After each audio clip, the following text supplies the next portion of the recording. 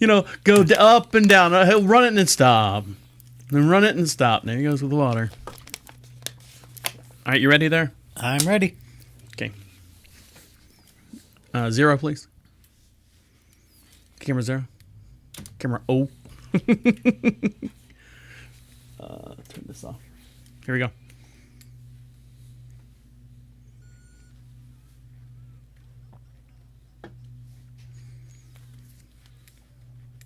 What's wrong? Can you hear it? Okay.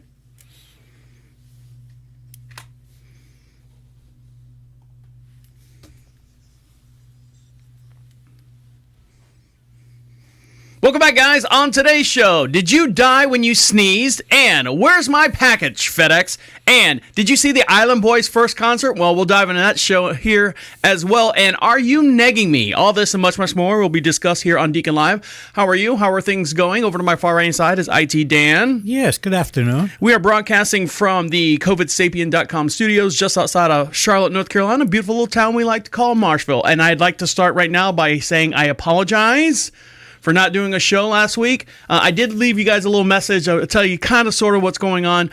I hope you guys listen to that and my heartfelt sympathy apology for why we didn't do a show last week. Now, Dan, last week was Thanksgiving. Yes. We had everything all set up. We were going to be here in the studio. We were going to do an early show.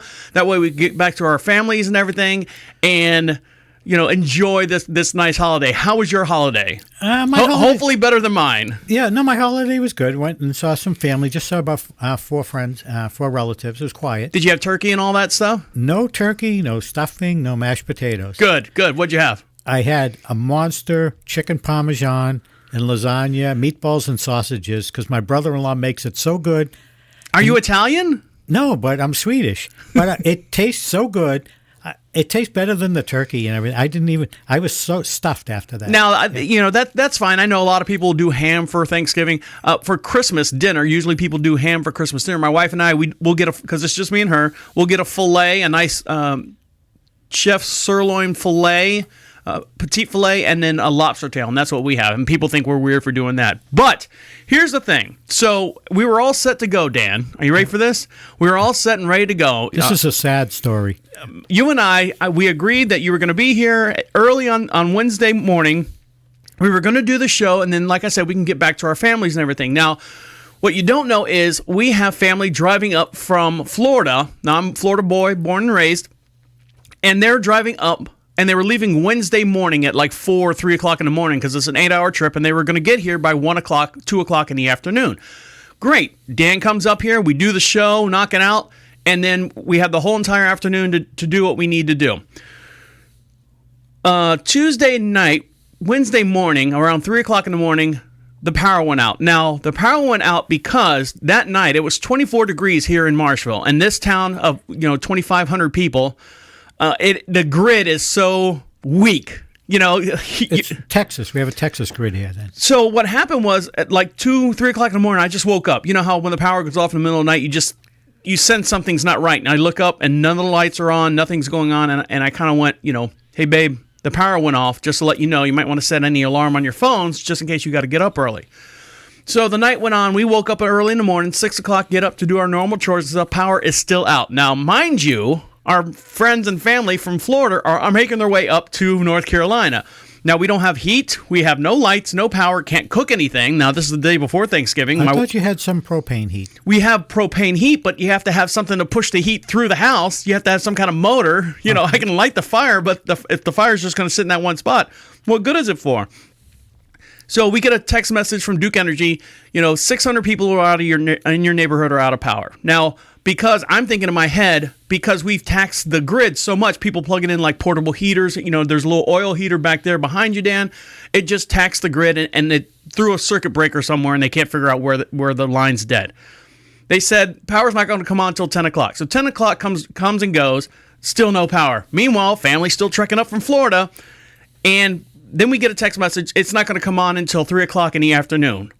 My wife is now total panic mode because she was supposed to cook, cakes and pie. She does all her desserts the day before Thanksgiving. She can't do shit. She can't do nothing. So we couldn't do the show either. We had no power. We just up here talking to ourselves with flashlights under our chins. And you couldn't play video games. I couldn't play video games, only on my phone. Thank God to the phone. But then you have to say to yourself, at what point do you go, yes, I do have a generator, but it's at the time it's like 34 degrees outside, so nothing's melting in the refrigerator. Nothing's melting in the house. We have refrigerator or coolers outside in the garage, and then the refrigerator in the house. So I'm not worried about the food defrosting because it's already cold out. Finally, my wife freaks out. Oh, it's not going to be ready. The power's not going to be out until 3 o'clock. She is in total panic mode. I'm thinking to myself, how can I cook a crumb cake on the grill? I mean, essentially, it's just a big oven. Put the lid down, keep the temperature around 350, and then you could cook a crumb cake. I'm problem solver. I'm problem solving guy now. As soon as she got that text message, and this was 10:45, we're panic mode, and then all of a sudden, 12:30, right on the dot, bing, power comes back on. Everyone's good. Everyone shows up. They were none the wiser that the power was out until 7 o'clock that same evening. The power went out again. So now we're in complete. I got a house full of people. Cookies and cakes and stuff are in the oven. Power goes off again at 7 o'clock because now the temperature's dropping below 30 degrees. Again, the power grid gets taxed. So now, panic mode. So we're running around with flashlights and candles and trying to keep everything warm, trying to keep everything cooking. And then, luckily, within 30 minutes, the power came back on. So, needless to say, we had no power to do the show. We almost didn't have power to start cooking Thanksgiving dinner. And now, here we are a week later. I apologize. Dan apologizes. This is the first time he's hearing about it, too. He didn't know. He thought I was mad at him. I'm like, not doing the show this Wednesday. And that's all I got. That's all Dan got. So, Dan thought I was mad at him for something. No, but I don't understand. So, why couldn't we do the show? We had no power. We had a generator, and I've done a show with the generator before, but it's noisy down in the garage there. So all right, we'll let it go this time. All right. It's just a bad excuse. That's you don't get paid for last week's show either. Yeah. So all right, guys, stick around. Oh, wait, now I got a problem. Now I got a real problem. No, I've got a problem too. And we unwrapped. We bought 3 turkeys, and when I unwrapped one of them, I took some pictures of it, and you guys can see this when we come back, and you'll be disgusted of what I unrolled or unwrapped in a butterball turkey. Stick around. You're listening to Deacon Live right here on Prophet Radio. I'll be right back.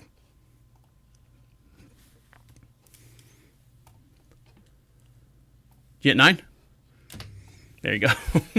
I had to remember what number. 9.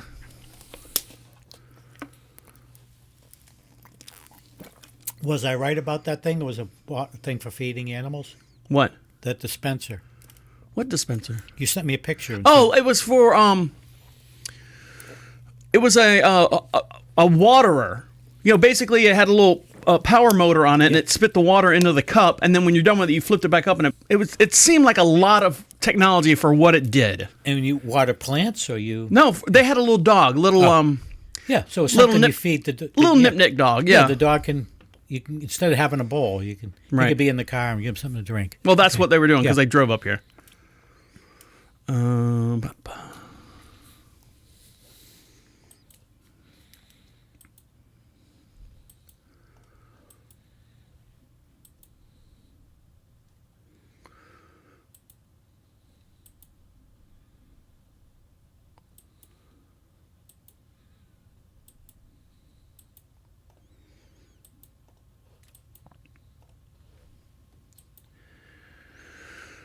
Oh, these fucking island boys are fucking ridiculous.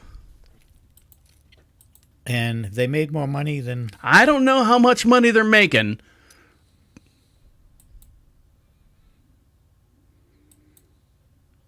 So you got a Ring camera? Did you get the Ring video? Did you get the plate that goes on the outside that charges it? I don't know. What do you mean you don't know? You have to buy. It's separate. So if you don't know, you didn't get it.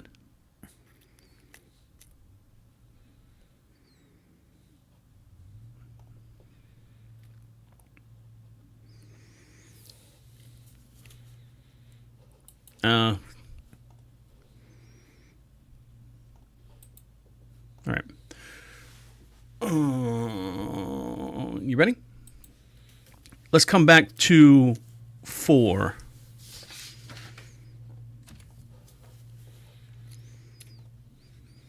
Welcome back to Deacon Live. We are broadcasting from the COVIDSapien.com studios. Don't blame the Democrats or Republican, Trump or Biden. Blame the culprit for this widespread virus. Go to COVIDSapien.com for more information.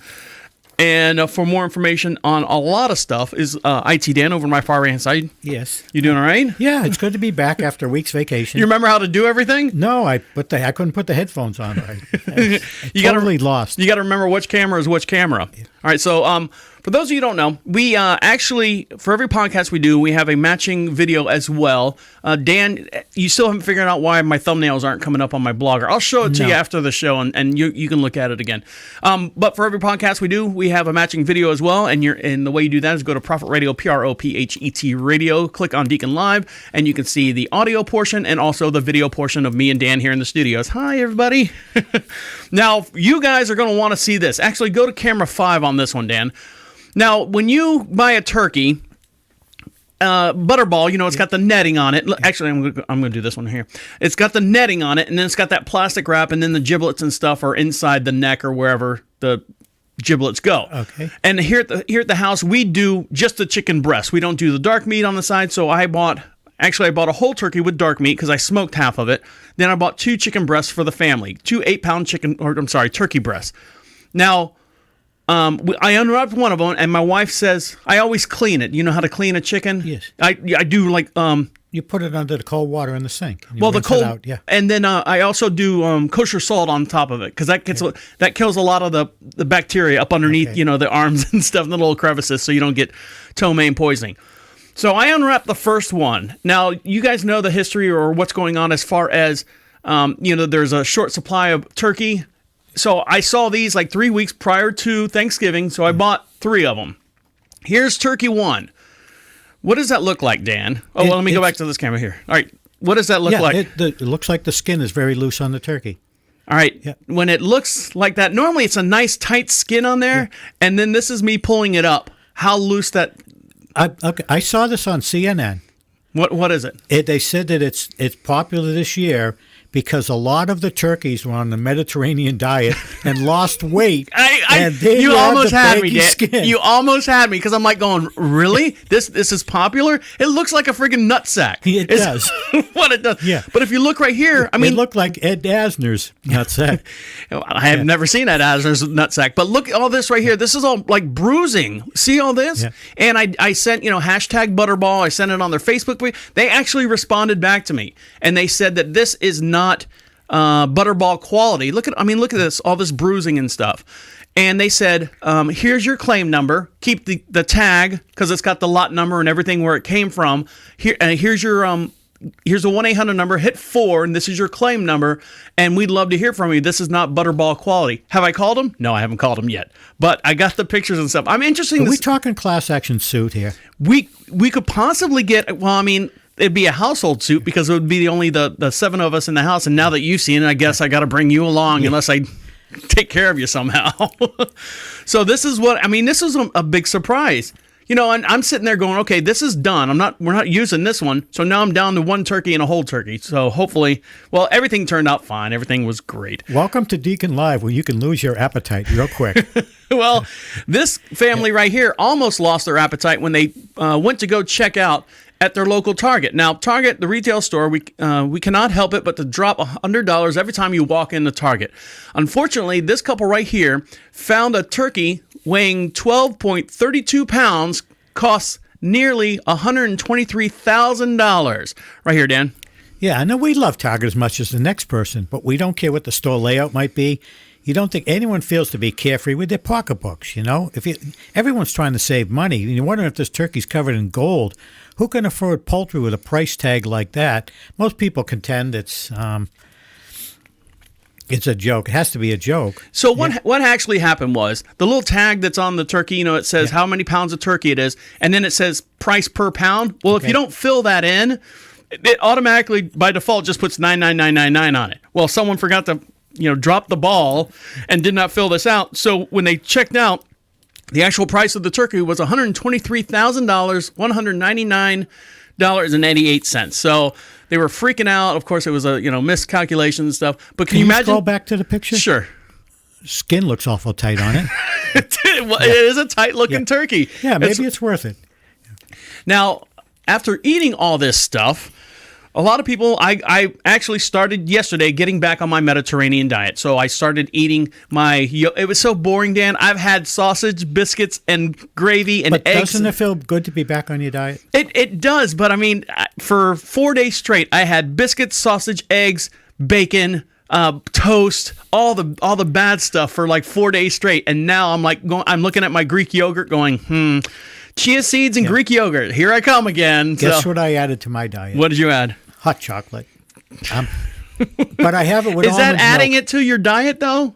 Yeah, because I mean, I haven't been having, but now it's cold. I'm freezing all the time, so I have a hot chocolate every night. Well, yeah, you're an old guy, Dan. You're brittle. Your skin's brittle. Well, right now there's another new diet that's coming out for all those that are trying to lose weight and trying to get their quote unquote gut health in organization here.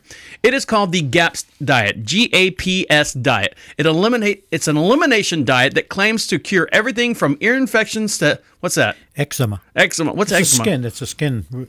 I think People have eczema. I think my turkey had eczema. Dry skin. The GAPS, formerly, or actually it's known as the gut psychological syndrome diet, helps you. It's an elimination type diet. It starts off with a liquid diet, and then you gradually add certain types of food. The GAP diet claims to treat large list of ailments, but some experts are very, very skeptical about it. Right there, Dan. Oops. Yeah. A gut and psychology syndrome, known as GAPS, refers to the idea that the health of your digestive system is directly connected to how your brain functions, which that is true. So the GAPS diet is designed as a way to help treat people with stomach ailments and a wide range of psychological issues. Psychological issues, I think, would be pretty intense there. If you eat yogurt every day, right, that changes your brain patterns. I've seen pictures before yogurt and after yogurt. Everything that goes in your stomach affects everything, including your brain. That's your second brain is your stomach. The GAPS diet claims to prevent all this by promoting good bacterial growth in the gut, eliminating high fiber and inflammatory foods. So here we go. Let's see. Take it right there. Yeah, it has 3 different phases. One's the introduction, then you got the full GAPS diet, and then the reintroduction phase. So, yeah, you start out with homemade soup made from fish or meat stock. You add organic yellow egg yolks and meat and vegetable stews without spices. Then you add avocado, flour-free pancakes, cooked eggs, and fermented vegetables. Fermented vegetables. What's a fermented vegetable? Doesn't sound good to me. I don't. I think I try the Mediterranean diet before I try this. So, but after that, you could try meat, olive oil, vegetable juice, and flour-free bread. It sounds very boring. Now, the phase of this diet continues for. You ready for this, Dan? 1.5 or 1.5 years to 2 years before other foods like potatoes, ferments, and grains are gradually introduced. Almost 2 years, you got to eat this shit before you can actually bring in fermented grains and stuff like that. It's out there. I mean, there's crazier diets that people have taken and drugs that people have taken to lose weight. Why is this anything different? Basically, you're going to just drink juice and stuff for 1.5 years straight, and then you might be lucky enough to have chia seeds in your yogurt. I'm about 10 pounds overweight. I think I'll pass on this one. Now, a Colorado liquor store owner says that workers are quitting after one shift, and they don't like it. If they don't like it, they won't come back. Yeah. Now, out in Fort Collins, Colorado, they're struggling to retain workers. It's so easy to find work for some people who are leaving after a shift and going elsewhere, he said. The first time in years, retail workers have the bargaining power in the labor market. So, right there. Yeah, the owner of a liquor store in Fort Collins, Colorado, said the labor market in the United States was so competitive that retaining work was almost an impossible task. In an interview with the local news site, the Coloradoan, Wilbur's total beverage owner, Matt Dinsmore, said people were skipping interviews or quitting after one shift. They decided they didn't like the job. They could simply walk up Main side and find a new job on their lunch break. So what was happening with at this store, this liquor store? So you hire they hire you, IT Dan. Hi, I'm IT Dan. It's my first day at work. I mean, there's foregoing like interviews and stuff. You just walk in, they throw you a shirt. And you've been there for 3 hours. I'm going to lunch, and you walk down the street and get another job. Exactly, so. But I mean. It's got to be bad for a resume of any sorts. I mean, these can't be like career type jobs or anything like that. They're just like the walk and dine type jobs, the restaurants, the liquor stores, the small retail outlets and stuff. But I mean, how can you know that you don't like the job? Because they make you lift boxes. I was just gonna say, Dan, get over there and restack that cooler full of beer and fermented vegetables, and you're like going, "Fuck this! I'm going next door. I don't have to touch anything." Yeah, it's freezing in there. Right. So. I'm gonna go next door to the pizzeria, and then they tell you to make a pizza and walk into the cooler to get the pizza dough. You're like, "Fuck this! I'm going down to the Dairy Queen or something." You just keep on down the road. It's just like a rotating shift of kids. Yeah, it's crazy world. So, speaking of rotating kids, Dan, are you familiar with the Island Boys? I had a very great life until you introduced me to them. No, I mean, I thought it was funny watching what they're doing. So, if you don't know who the Island Boys are, these guys they're no talent. It's just two kids from South Florida. They have a Cuban background, I guess. They don't even know. I mean, their mom's Cuban, but who knows? Their father left them. I would too if you look at these kids. And so they were in a hot tub and they were just kind of mumbling this song, and I guess it's just taken off not because of the song is catchy, not because it's the greatest masterpiece like Hotel California or something like that. It's just this guy going mumbling Island Boy, Island Boy, and then that's it, and it just took off. I think they're just everyone in the world's making fun of them. Well, guess what? Now they got their chance. Like Milli Vanilli, they got their chance after the record skip, and they found out that Milli Vanilli wasn't singing the songs for real. They are going to now be able to do their own concert. This is the look from their first concert. Now, don't forget, for every podcast we have a matching video as well. And let's go to camera 4 on this one, Dan. And let's see. Here's the Island Boys up on stage. Here we go. Now you can hear there's absolutely no music because they don't know how to do the music or they don't have a track. They have no musical track. It's just them up on stage. You ready? I don't hear anything. Got the button pushed? Oh, sorry.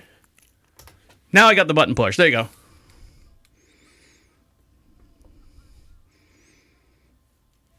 What do you hear, Dan? I don't hear anything. You don't hear anything? Hold on. I don't know why you don't. Oh, you know what? This is why. Right here. Let's try that. Yeah. Is that better? Yeah.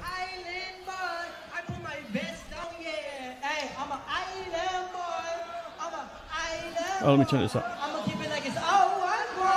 Said a boy, I better keep that going. I'm gonna do it while I'm staring at the sun. I've been really at the pool gazing, and the pool where I'm staying. I'll pull it like a super. So they're booing them on stage.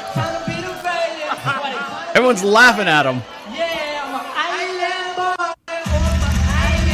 boy. And then there you go. So their first concert, I mean, even though I think this had 85,000 views, they did it on Thanksgiving Day. Are they still going to get money for that 85,000 views? Or? It all depends on how they monetize their. I mean, this is Rap City Daily, and they have 55,000 subscribers, so they'll probably get the money before those guys. Okay, that's good. As long as they don't get it right.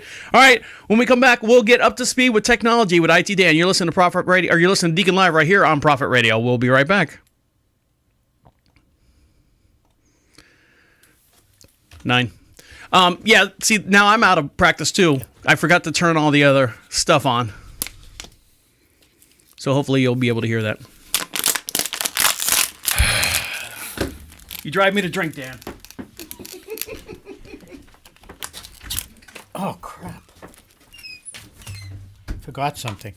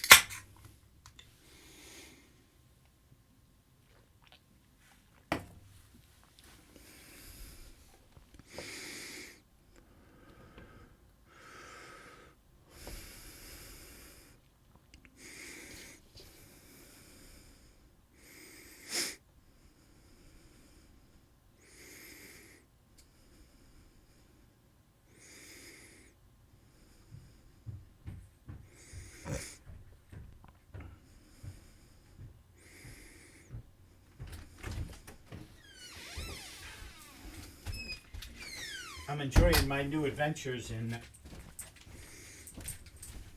Assassin's Creed. Are you? Did you give up on the other one? No, I did two. I played two of them. I'm gonna be hibernating all winter, so I don't want to. Yeah, you saw the article about the forklift guy at Home Depot? Yeah. It had to be not wearing a seatbelt. It had to be outside. I don't think anything's going to happen.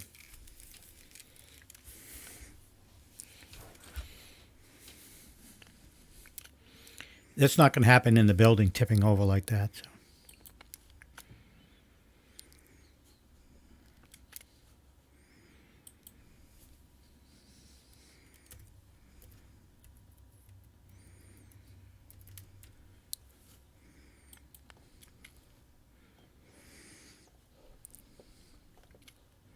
What was the Kevin 1 million? Oh, my dishwasher rack wheels are coming in today. Oh.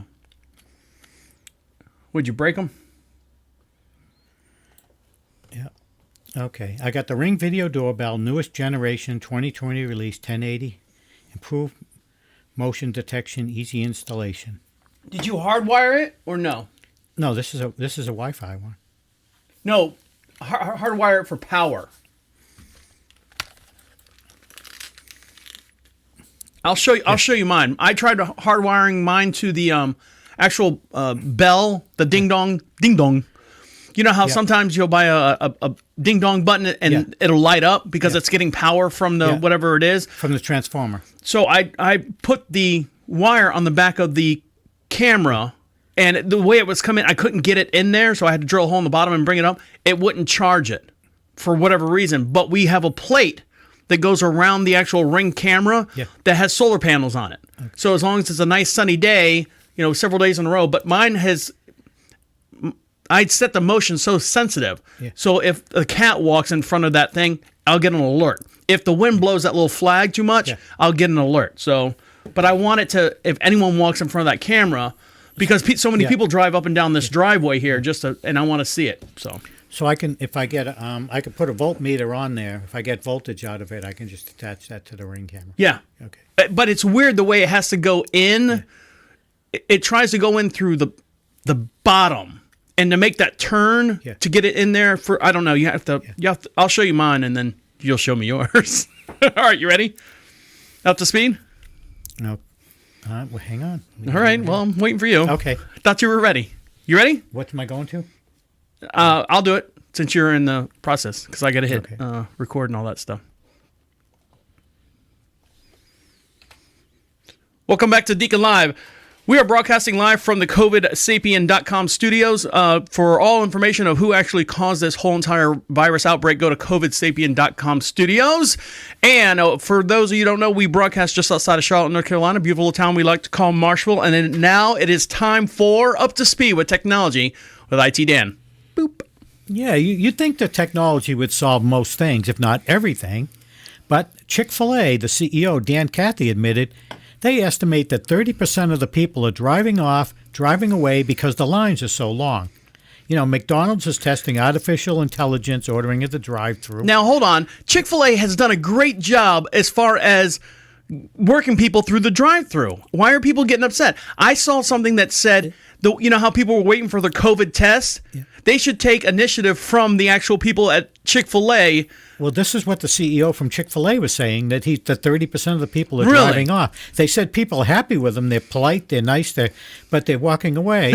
And all these other companies, McDonald's and all these companies are trying to, all this other technology, and nothing that Chick-fil-A is doing has worked. It's been often voted the slowest drive-through, and the employees are nice to everyone.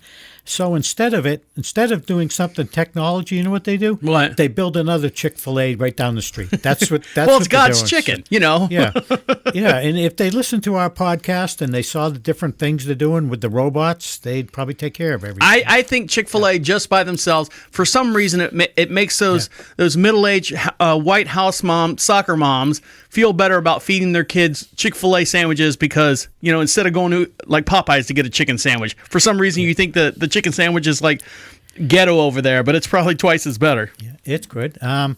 I just want to say by 2025, IBM projecting that there'll be frictionless quantum computing, and it's supposed to blow away anything that we have. What do we have now? Yeah, what we have now, which is, I mean, some of these computers are super fast, but they're making these quantum computers. Everything now is electrical and it has ones and zeros. Okay. Everything from your tweets to emails, even listening to our show or watching YouTube videos are essentially long strings of ones and zeros, binary.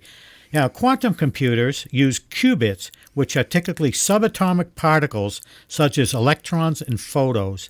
And generating and managing, this is like science fiction. You lost me at ones and zeros. Yes, and it's. I'm just saying that these things they're trapping individual atoms, and on a silicone chip with ultra high vacuum chambers, and it's just insane. It's beyond anything I've ever seen. And we can't cure cancer. And we can't get a toaster that toast the same way twice. So okay. Or have someone say it right. Yeah, so that's just something coming out that's just beyond it. The word I'm reading those words, they're all English. I don't understand them. But is it a consumer product, or is it just still like business? No, this is going to be for business, but this is things like for taking care of diseases and all. I mean, stuff that needs quantum power. I mean, crazy. Stuff that you don't even know what that is. You don't even know what you're saying. Yeah, well, no, it's all stuff that's not electrical. It's all done with protons and neutrons, magnetic fields and stuff like that. Yeah. What else you got? And then there's this thing called a system on a chip, SoC, and that's usually you have one chip in your computer that's your CPU unit, and then you have all your other items off of it. Mm-hmm. But now they're coming up with a system on a chip that's going to also include your memory, your USB storage, graphics. They can put everything that you're doing all in one thing, and they're using them. It's like an all-in-one thing. Well, I mean, this has been going on for centuries, or I said centuries, but decades. I mean, look at the first computers that was running NASA's. The computer you couldn't even fit in this room. Now everything fits in the palm of your hand. So for them to take all these other chips and make one big mega chip. Yeah. Well, instead of a processor, they're adding all these other items into a chip. Right. And that's mostly what you're finding. That's why cell phones are smaller and faster. And it's something they're starting to just come out with more often. That's what I'm just saying. So, but it's like all in one thing but it works. Usually when you do something all in one, like an all in one screwdriver, it doesn't take off any screws. And we still can't cure cancer. No, we can't. Okay, what else you got?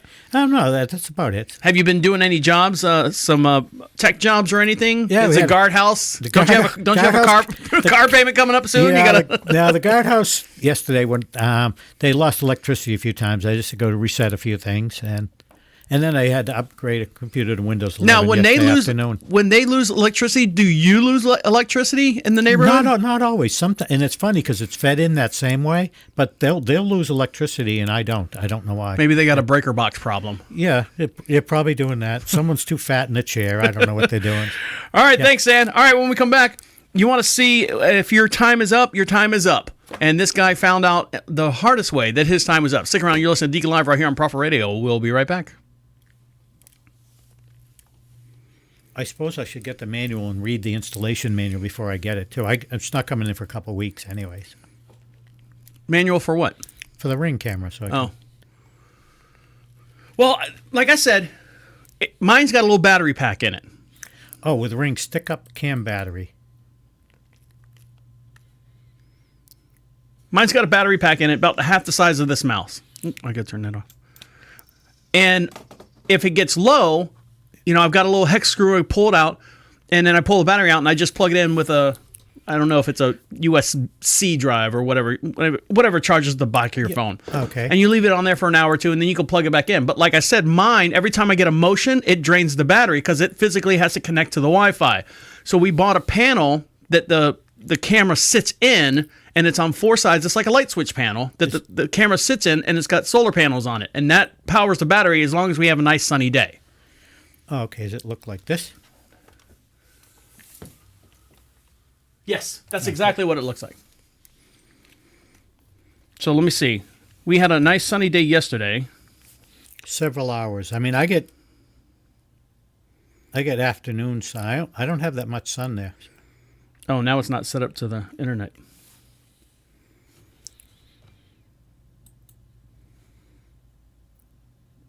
Somehow I was having internet problems yesterday. I think it's because I yelled at the the lady at QuickBooks.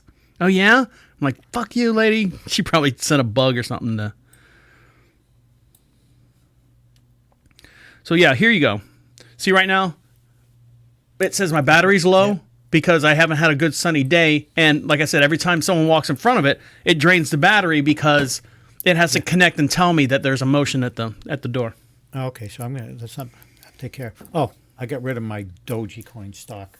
Did you? Yeah. It's getting ready to go up. It's been sitting. I mean, it's forever. Yeah. And it's. I'm going. I put mine in Tesla. Did you?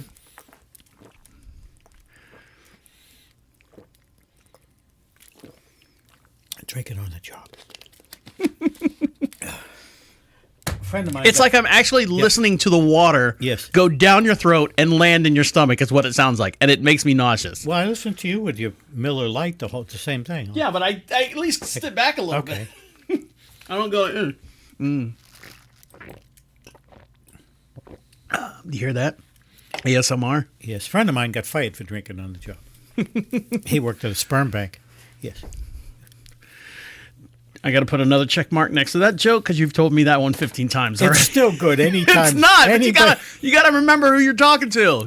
It's no. That's why I only watch movies a couple times, or once maybe. All right. All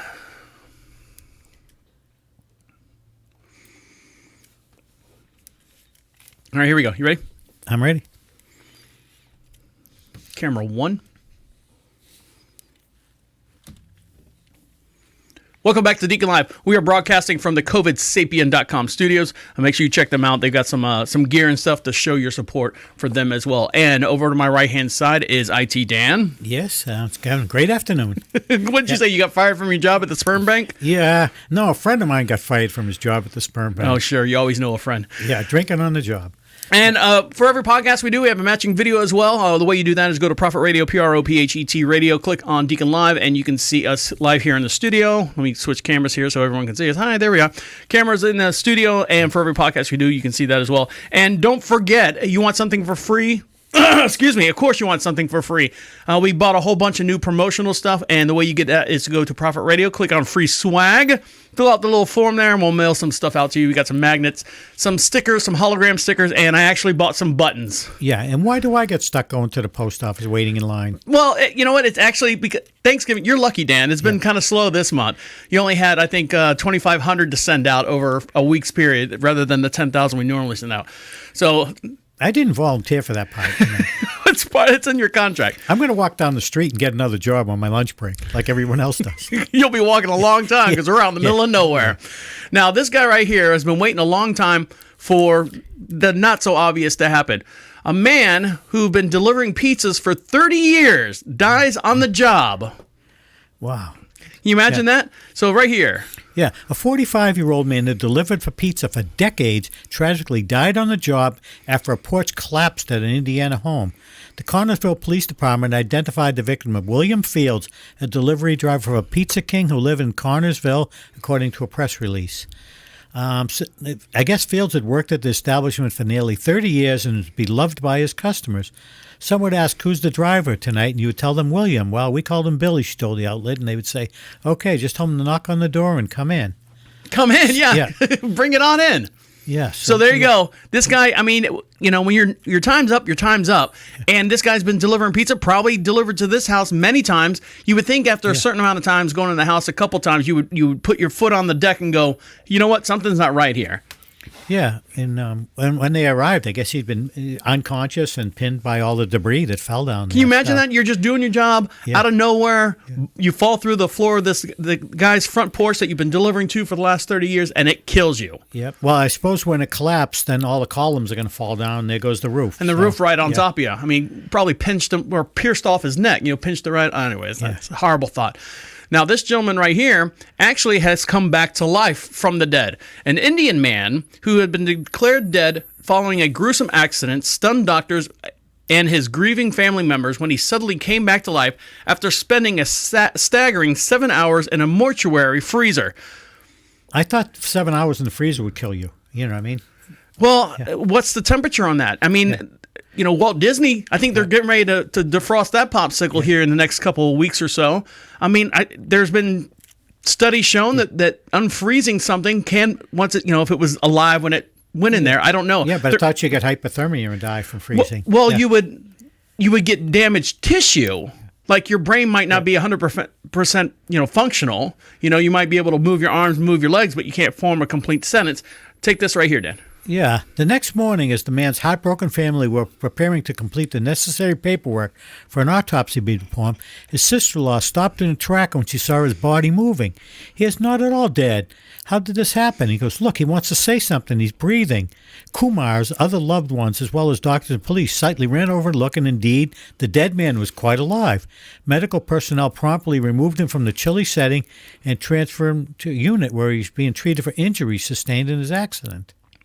So, I mean, maybe his mind was out, almost like a mini coma? Yeah, something like that. And so if you're in a mini coma and you get... They may not have felt any pulse or not any breathing. Well, if you're in a mini coma and then you get frozen or put in a thing for 7 hours, now it's going to take a while for a human body to go from, 98.6 down to any kind of, freezing temperatures. And I mean, I got frostbite at 10 below zero, so... Well, this is 30, below 32, freezing, so... No, 32 is freezing. Yeah, so not anything 30, below. Yeah, anything below would be freezing. And I think they keep them at 6 degrees. I saw that somewhere where they keep the actual the freezers for the mortuaries in the little trays that everyone slides in. I think they keep them at 6 degrees for some reason. There's a they can't do it at 5 degrees. They can't do it at 7 degrees. They're at 6 degrees or something like that. Now, speaking of dead. Or is it dead? This dog right here was captured chasing what they are calling a spooky ghost dog. Oop, let's turn that off. We'll call you back later. An eerie piece of security footage from Australia shows what appears to be a pair of dogs playing in the background of a homeowner believes that one of the canines was a ghost. The spooky scene reportedly occurred outside of Jane DeMarco's residence in the city of Melbourne, Australia. While smoking a cigarette in his garage, he checked out his home security system and noticed that his dog Ryder was running around like he was playing with something or someone, which isn't normal behavior for him. So let's watch this video. Dan, go to 4 on this one. And let's see what you see. Now, this looks like your new, this could be your Nest camera video footage here. Tell me what you see. I'm showing one dog running around. But what's this here? And it looks like another dog is almost like a white dog, but it's almost transparent. But the dog's eyes, the dogs are playing with each other. I mean, but you ever shine flashlights in like a swamp and you see all the eyes looking back at you, the alligators, the white dogs that they're calling the ghosts, his eyes are doing the same thing. They had that reflective opal look to them. And then the dog disappears off to the side of the camera. I mean, literally, can play it again. All right, hold on. Yes, sir. Here we go.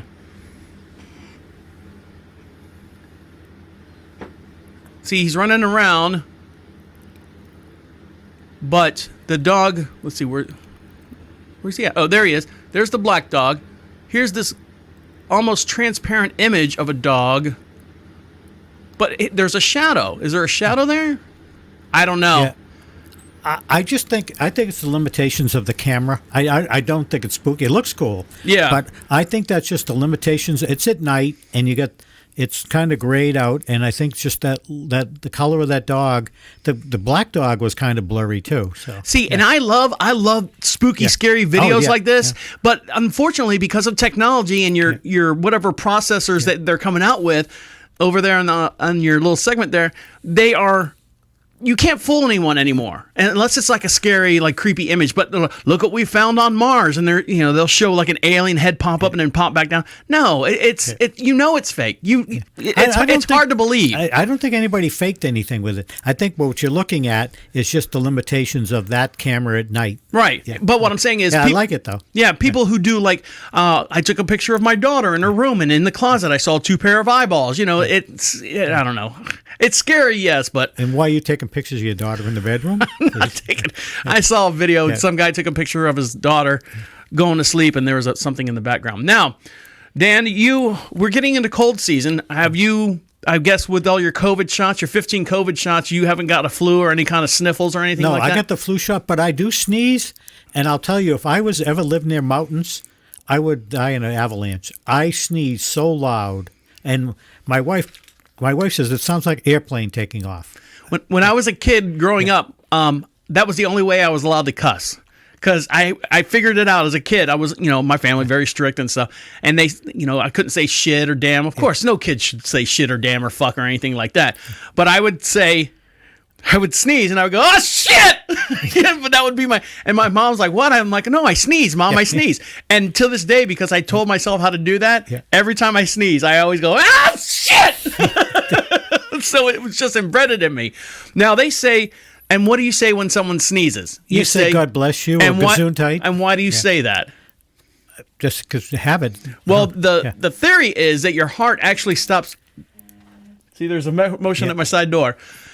Your heart actually stops beating for that one split second that you sneeze, and then your heart comes back, and they say God bless you, basically welcome back from the dead. So here we go right here. Yeah, a post on social media claims a seemingly commonplace bodily function can lead to temporary death. Did you know when you sneeze, you die for a second? Reads a Facebook post with 100 likes in 3 days. But some commenters question the post's veracity. Other comments seem to be convinced it's true. Heartbeat stops for a second when you sneeze. That's why you're dead for a second. One, I died 15 times a day. That's not true. The heart may skip a beat due to a quick change in blood pressure, but it doesn't cause temporary death. So there you go. So that myth has been debunked. Now, if you've had any kind of heart condition and you lose blood pressure and your heart skips a beat or something like that, then you might have some problems. And it may be a little more permanent. Yeah. All right, when we come back, Dan, you watch football during Thanksgiving? Yes. Do you really? Yeah, I love football. Is the TV in the other room? I went to my your brother-in-law's house. It was in the living room. So yeah. So did you eat in front of the TV, or was it, like I said, the TV in the other room? I just had a couple chocolate chip cookies, but we ate in the other room. You're answering the question. Is the TV in the opposite room where you're eating? Yeah. Okay, that's all I need to know. I didn't need to know about Is this a trick question? It is not. Well, this company right here is giving away its own Jumbotron, so you can watch, I guess, football anytime you want while you're eating dinner. Stick around. We'll get into that here in just one sec. You're listening to Deacon Live right here on Prophet Radio. I'll be right back. Keeper 9. Now, see, I get that vibrating. See, look, motion at the side door. Yeah. And then it's usually her letting the dogs out or something.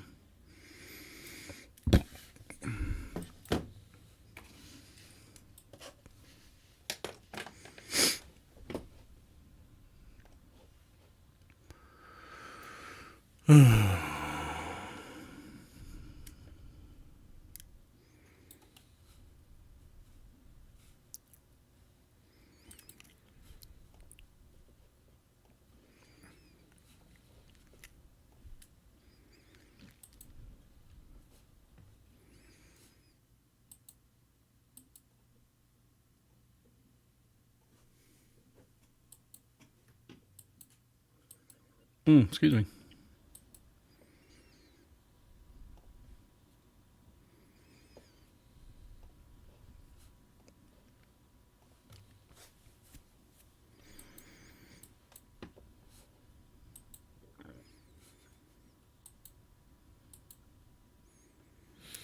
This is why I watched Dusk to Dawn, the TV series. See that girl there?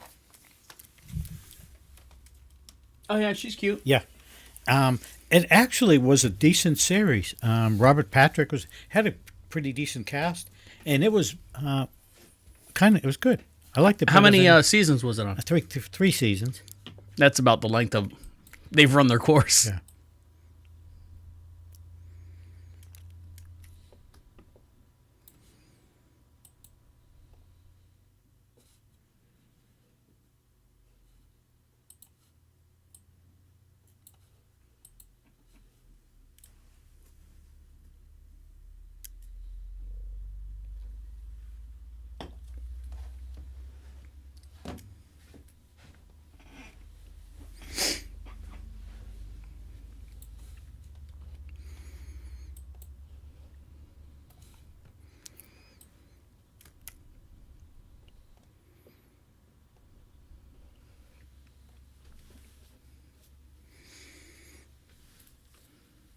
You ready? Ooh, okay, it's ugly. It reminds me of you. Yes, thank you. Ready? One. Camera one, please.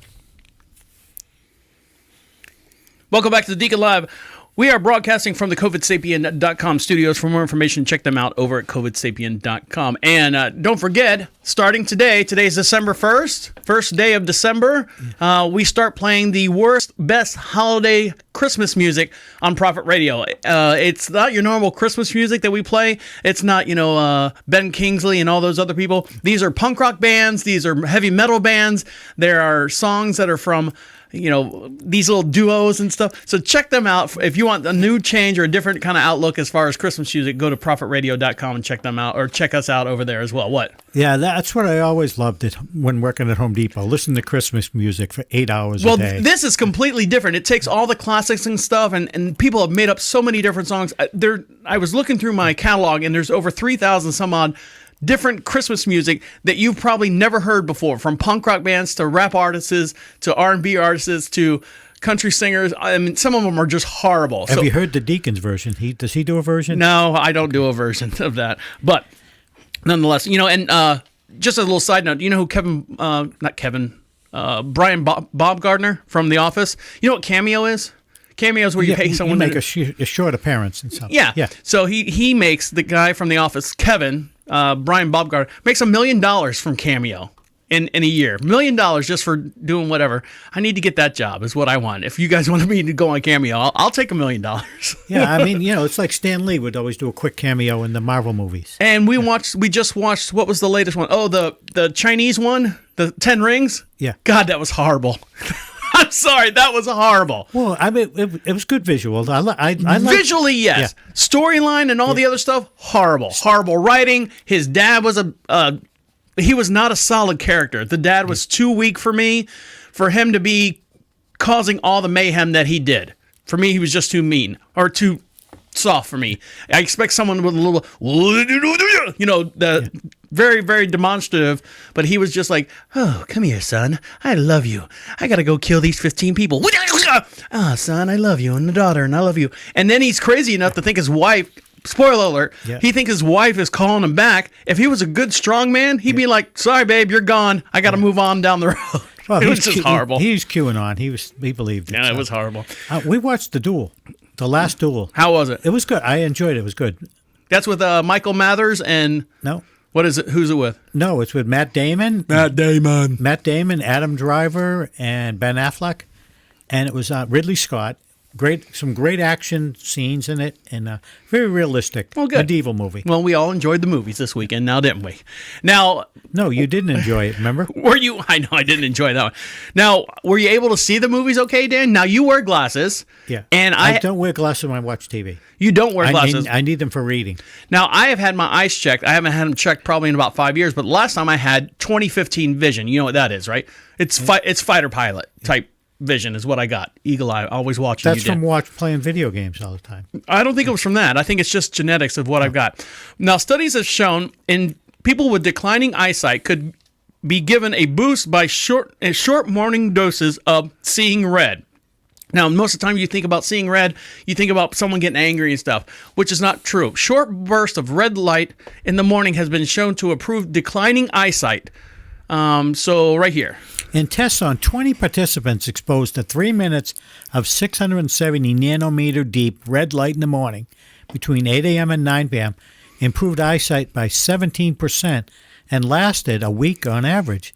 In some volunteers, they improved as much as 20%. So the link between long wave red light and improving vision matches up to what science is in previous studies on animals and other studies they've done. The red light was limited to a single daily exposure that required less red light energy than usual. So do you think, photographers and stuff, they have to go in these red rooms because of the wavelength in the red room doesn't overexpose the thing? Do you think they have better eyesight? Oh, I would hope so, being a photographer, that they would have better eyesight than normal people. If they go between 8 and 9 in the morning. Developing things. And I don't even know, I mean... does anyone even get film anymore? Everything's so digital. I mean, there probably are somewhere. It's kind of like vinyl records. Yeah. You know, you want to hold a record, you want to feel a record. There are people that still use like Fujifilm and Kodak film, and they process it. It's an art form in itself. Yeah, I mean, there's a certain group of people. I read something interesting about vinyl records. Here we go. You know how many grooves there are on the Sgt. Pepper's album? How many grooves? There's one. Well, two if you count both sides. Yes, that's correct. Now there are some records, some comedy records that actually put two grooves on one side, and a couple bands have done that as well. I think the White Stripes did it as well. So they'll record a whole album. We're getting sidetracked here, but bear with me. So you put the needle on the record, and then you'll hear all the tracks on one side. Change that needle, and it just happens to grab the other groove. It's the same tracks, but just a little bit different. A little bit off. Different version, maybe different mix. Yeah, different mix. That's what I'm saying. Yeah. So, Dan, you order your stuff, all your Christmas shopping. Do you do it online, or do you physically go into brick and mortar stores to go buy your? Oh, I buy everything online. Everything online. I think we're going to do the same thing here as well. My wife has already told me when packages show up, you're not allowed to look at the labels. You're not allowed to look at anything on them. I'm like, all right, fine. That's fine. Yeah, I don't mind that. Well, this right here, this happened actually last week, and I have an update on it. If I can get rid of all these ads. Get out of here. Hundreds of FedEx, give me a fucking break. Hundreds of FedEx packages were found tossed into an Alabama ravine. This happened this past November 25th. Look at all these ads bouncing around. Right there, Dan. Yeah, hundreds of FedEx packages were discovered discarded in a ravine Wednesday in Blount County, Alabama, some 40 miles northwest of Birmingham, according to the sheriff's office. Deputies responded Wednesday afternoon to a ravine on a private property where they discovered 300 to 400 FedEx packages of assorted size that were pinned and thrown away, in the ravine. I mean, I'm wondering, aren't people miss the package, and where's the tracking? I've had some packages come up missing, and the people will say, we'll just refund your money, and it's been lost somewhere, which is fine, no problem. Right now, the office, oh, you all right? The office says we'll have answers here soon. Well, here's some answers that they have. As of today, a FedEx driver who made at least a half a dozen trips to discard hundreds of packages in a wooden ravine in Blount County, Alabama, according to the local authorities.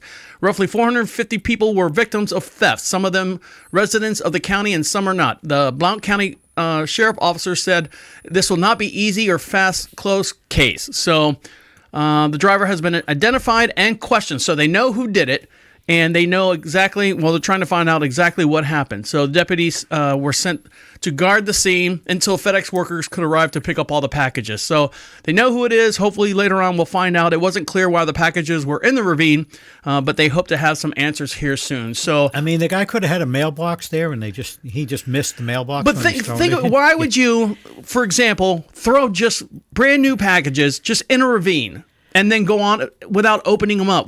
It's probably somebody that said you had to deliver this many packages, and they were overwhelmed and couldn't do it, and they could they probably scanned them all, and he gets paid for them.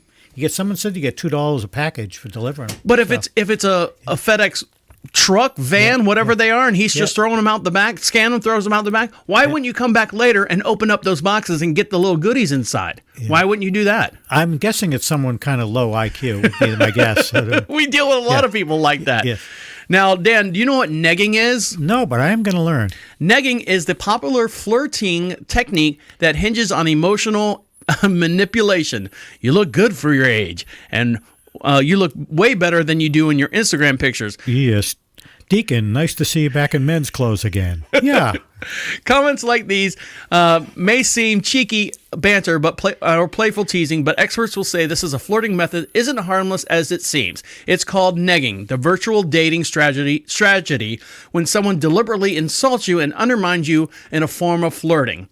So, is that what you're saying, Dave? Yes. You're backhanding me? Yes, backhanded compliments. Now, you watched football this weekend, and you said you watch it in like two rooms over from where you were eating? No, the kitchen was in one room, and the TV was in the next room. You know what a Jumbotron is, right? Yeah, the big football games, they have them. It's like a four-sided big screen. Yeah, it's up in the middle, or a basketball game or a hockey game has it up in the rafters. Whether you're north, south, east, or west, you can see the replays. Pepsi is giving away what they're calling a Turkeytron. Now, you can still qualify for this, so you can watch your football game at the dinner table. So here it is. It's this big, huge TV with 4 sides, and it looks like a big jumbotron that you sit right in the middle of the table during your whatever holiday festival. My wife would love that that would be great in our kitchen. Yeah. It would match your drapes. Read that right there for me, Dan. Yeah. While food certainly trumps football on the scale of Thanksgiving Day importance, it doesn't fall too far behind.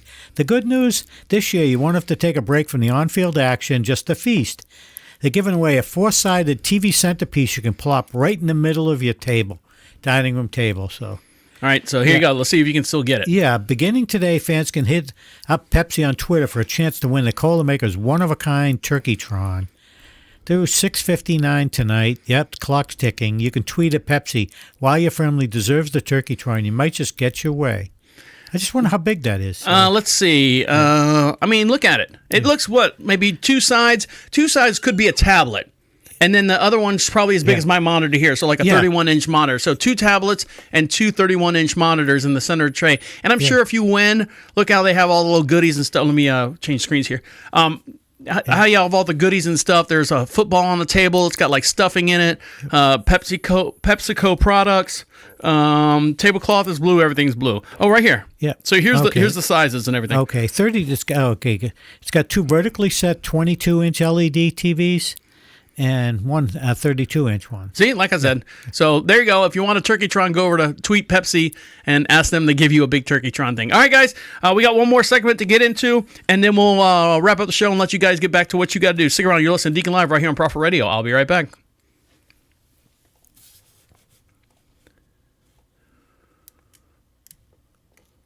Did you go to 9?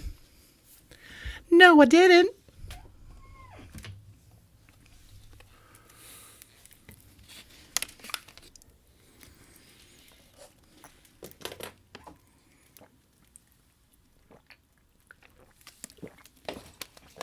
Ugh.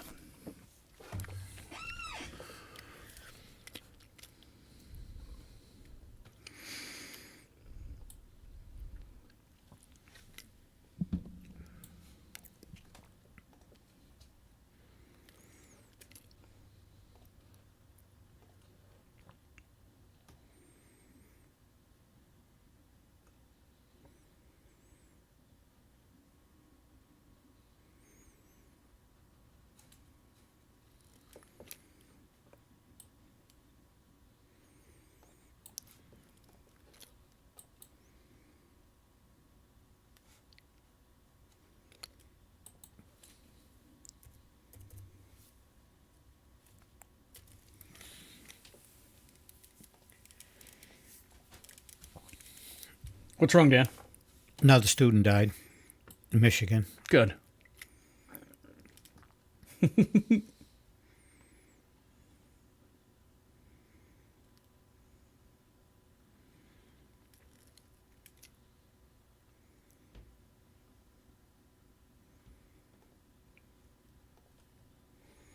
got them all? Stupid rag, Photoshop, Hong Kong. Okay.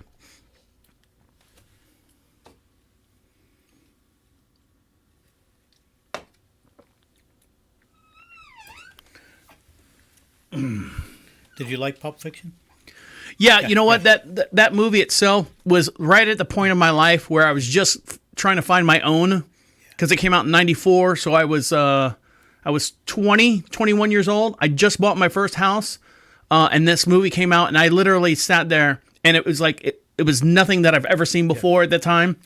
I actually, when I was in college at the time I was at community college, I took a film and theater class, and my special project, they always give you a special project to do, whether make a movie or do something with a movie or something like that. I took Pulp Fiction and put it in order of the actual, because you know how it bounces around and bounces around? I actually took the whole movie. I had 2 VCR decks, and I had 2 monitors, and I physically had to, move it around. Scroll this way, scroll this way, and fast forward. I had the knobs and stuff, and I put it all in order and turned it in. And I called it The Fiction of the Pulp, which is, of course, flip back around. It's like they have The Godfather in the chronological order, too. You can watch that. They've done that with The Godfather. Oh, have they really? Someone more ambitious than you. And they probably used high-tech stuff. I kind of like when they bounce back and forth, as long as you know what they're doing. So. Well, if you can follow what's going on.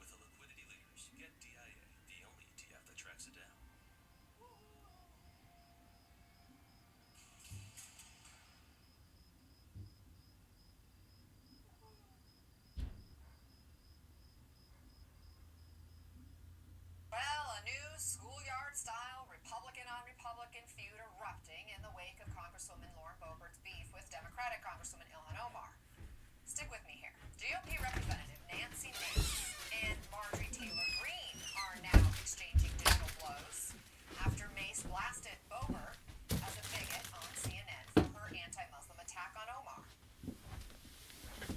At incumbent Congress, that there are laws on Twitter to take advantage of people by saying crazy things to raise money or to be a comedian.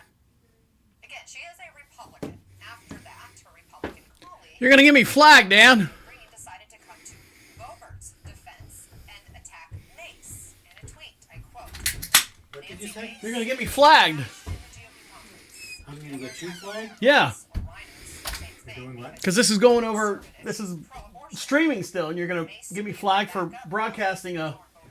Or just go hang with your real deal pals, the Jihad Squad.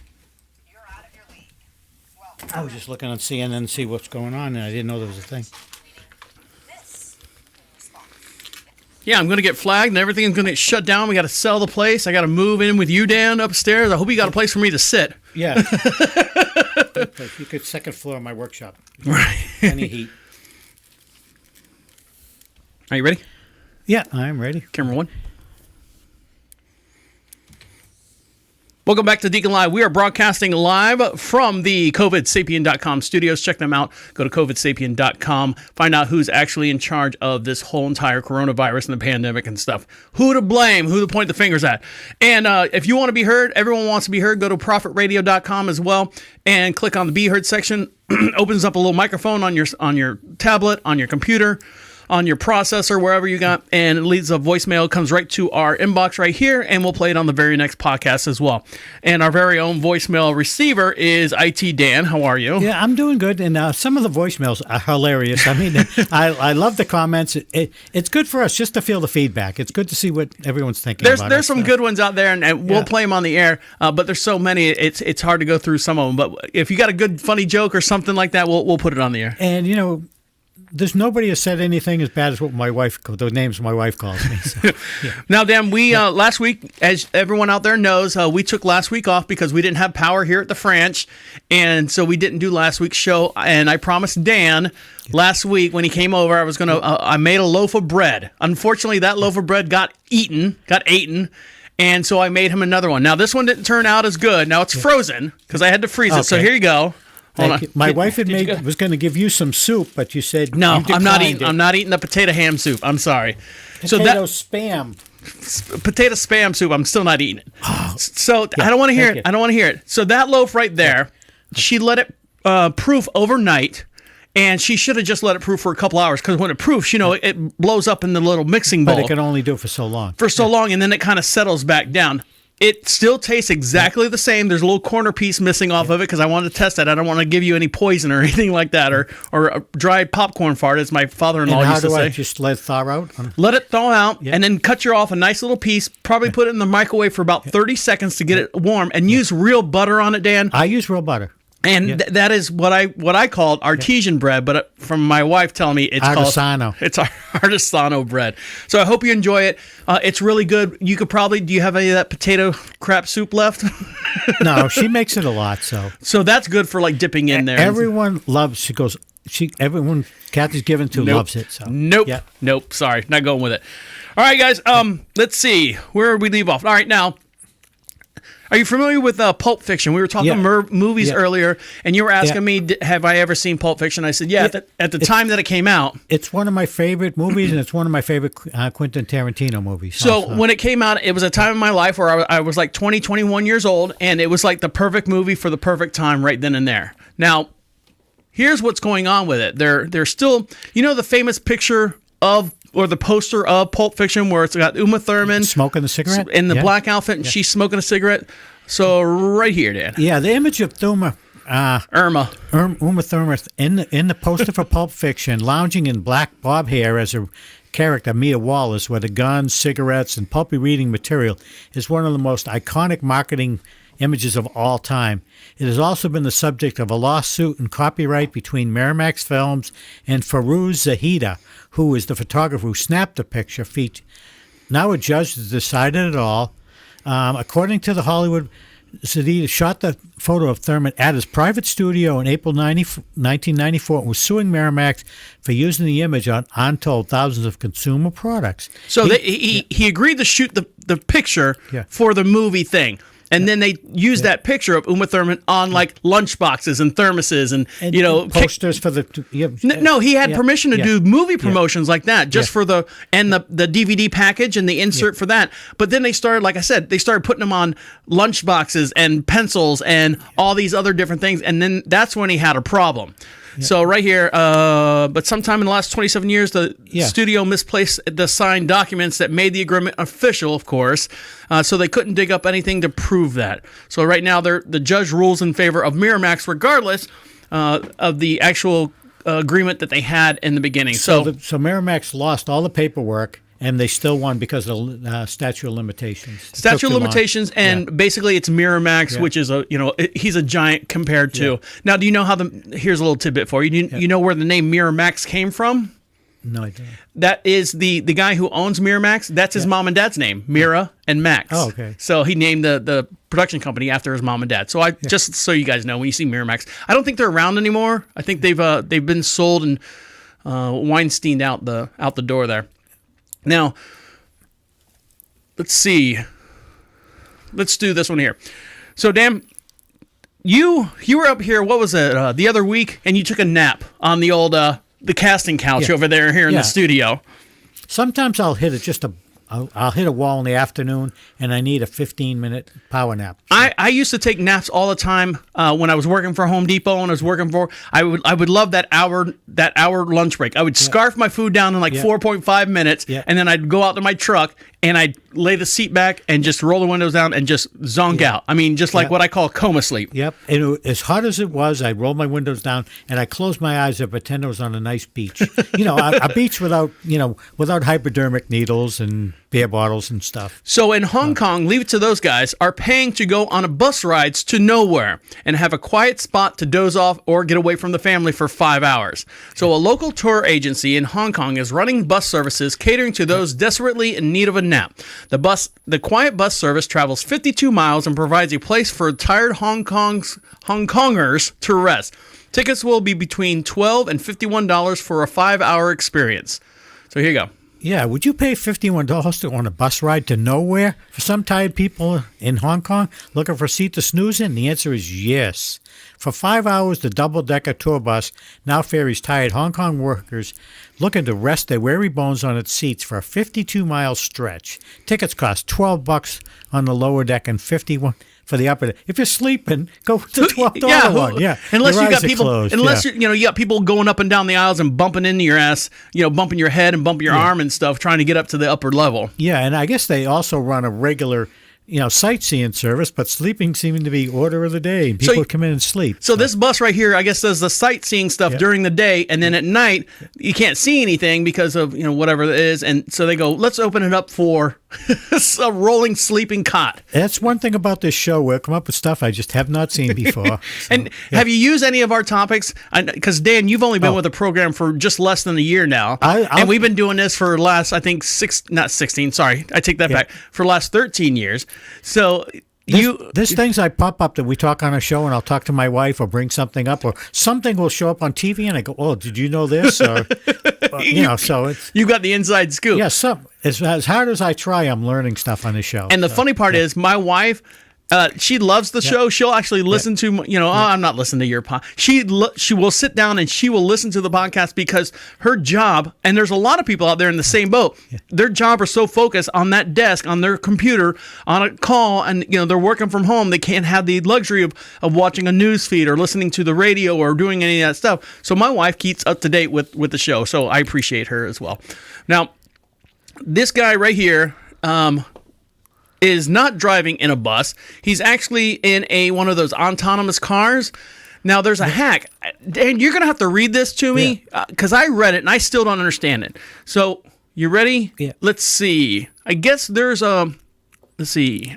Yeah. Try this right here. I have a lot of problems with level 2 semi-automated driver assist systems from all car makers, and why Tesla tends to get most of the attention with the autopilot, the truth is they all have flaws. They're flawed because they ask two things from humans that they're simply not equipped to give: constant attention and readiness to take over when the machine does not do the work, and sometimes not being total idiots, So, All right, so right here, this is what I don't understand. So read this slowly for me. Oh, okay. Using a water bottle that's jammed in the steering wheel to defeat the Peugeot's 508's inadequate driver monitoring system, which seems to consist of just a torque sensor in the driving wheel, our idiot, impatient for the coming of true autonomy, climbed in the back seat to pretend while the car was using its driver's assist pack well beyond its intended capabilities.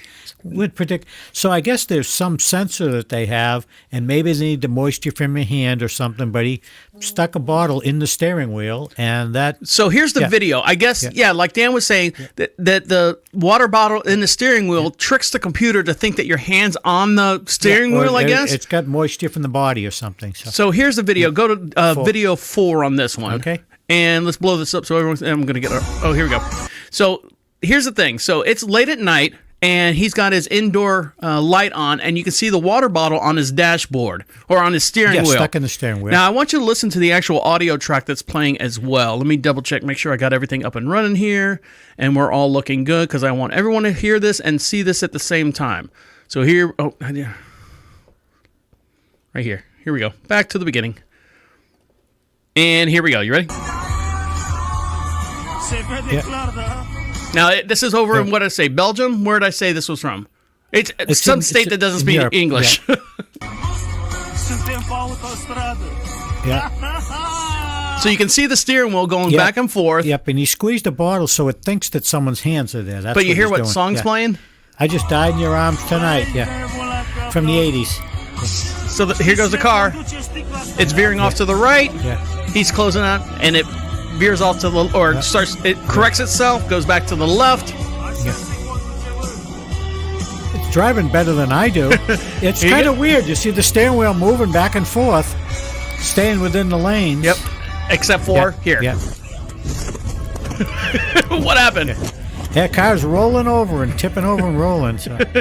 The car couldn't decipher between the dotted line and the solid line, so it took a right-hand turn off a left-hand exit and rolled over and fell into rolled over a couple times. I hope he's okay, but I mean that's what. Well, it shouldn't say on the story. Did he leave the gene pool? I don't know. Let's see. What else does it say on this right here? Let's see. Right here. Yeah. As an aside, that song is a lot more fun if you change the lyrics to "I just died in your arms tonight. Must have been something you said." You don't have to say all that. Yeah. Luckily, nobody inside. Right here. Yeah, nobody inside or outside the car appears to be injured, and hopefully a lesson was learned here. So the driver assist systems are not self-driving, not even close. So that's what it was. It wasn't a self-driving car. It was the corrective. We drove a car in. Have you ever seen assisted driving or driven a? Have you ever drawn a Puget? It's a Peugeot. Yeah, I don't know anyone. I've seen a few of them. I put gas in a few of them when I worked in a gas station. Right. But so the driver assist. We were driving in New York. We rented a car, and if I got too close to the red line, it would vibrate and turn the car back away from the. And it's annoying. Like if you want to take a turn, you want to go deep into the pocket of a left-hand turn. You know, if it's steep, you drop below that line. It vibrates and wants to bring you back over. And that's exactly what this thing was thinking. That there was a hand on the wheel, and guess what? Not so much. It fell off the road and flipped over. Romania is where he's from. Now, Dan, do you have any family pictures that you're embarrassed about, whether it be you as a child or you as an adult or anything like that? I have to say, there's about 10 pictures of us from the time I was born till I was married. We did not have a camera. We did. So you mean in the whole world there's only 10 pictures of you on the planet? Yeah, there's pictures of our relatives, older relatives and stuff, but our family, we did not own a camera, and there were some pictures that were taken of us, but very few. So, and they're not really that embarrassing. So this kid right here, now Owen Mills, you're familiar with Owen Mills? Yeah. Owen Mills, for those of you who aren't familiar with it, was the place where you went to go get your family picture photo taken. And it's always in this big wooden frame, and everyone's dressed, they were big in the 80s. And they put a background with a library behind you. Something or some stupid like thing. that, or, and they... for whatever reason, sometimes they'll have everyone just like off to the left in one direction, not looking like at the camera. They always have one just kind of peering off to the left a little bit. Well, this guy right here, Kyle Steele, is that right? Am I saying that right? Shield, I'm sorry. Grew up looking at the family portrait as he hung it in his parents' house in the past 30 years. Now, you've seen those photos. They're horrible. They're always dated. Everyone's got the bad haircut and stuff. The photo of his dad absolutely hates this photo. Yeah. The reason being, for whatever reason, the photographer, right before he took the picture, he told his dad, all right, Dad, we need you to turn your head down to the left and look to the right. But nobody else in the pictures has their head down looking to the right. And this family, or this photo's been held up in the family's house for 30 years, and it's horrible. So here's what happened. Yeah, and everybody's face was straight up, and his tilting to the right. Right, so he's a little out of step with the world. So the son actually took the father's head, photoshopped it so it was up and down straight, but took everyone else's head and turned it to the exact opposite of what his dad was doing. So everyone's head is looking to the right. And you can see this photo here on Prophet Radio. So right here.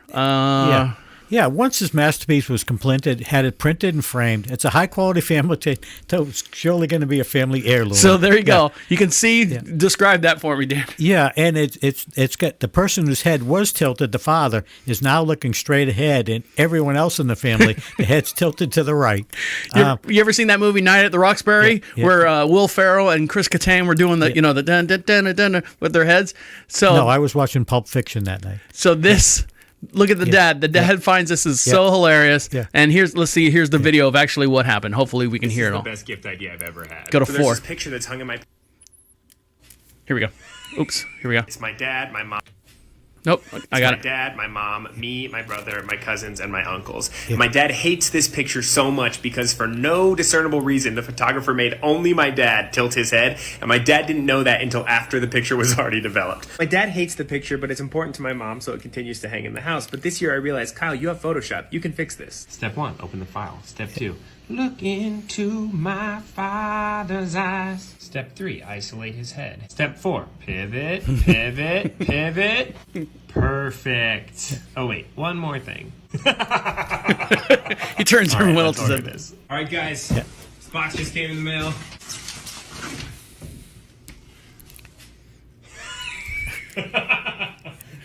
That's him seeing it for the first time before his dad. Yeah, he's showing us a picture. That looks cool. Follow to see what happens when I give it to him. Part 2. There's been a picture in this house that Dad has not liked for a long time. Oh, no. And I realized this year that I have the power to fix it, so... Oh, my gosh. This is... And his father's probably 30 years older now. Right. Yeah, he's probably in mid-60s. I just took that picture down. That's a great joke. Yeah. That'll go down in history for the family. Yeah. My wife Kathy's really good at Photoshop, and she had a picture where she's fixing the sparkle in eyes, but there were like 5 girls in the picture, and one girl had the brightest, whitest teeth compared to the other girls, and Kathy went and darkened that girl's teeth so they didn't stand out in the photo. But I'm sure if that girl ever found out that Kathy did it, she'd gouge her eyeballs out. She did it good. She made it. I mean, she's really good at Photoshop. All right. Yeah. We'd like to thank each and every one of you for listening to us, downloading us. Make sure you follow us and share us on all your social networks and follow us on our social links as well. On behalf of IT Dan. Yes, it's been good. My name is the Deacon saying good night and good night.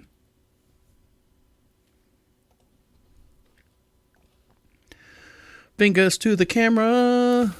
Oop, yep, there we go. Bye. See you later. See you later. Bye. Thanks, guys.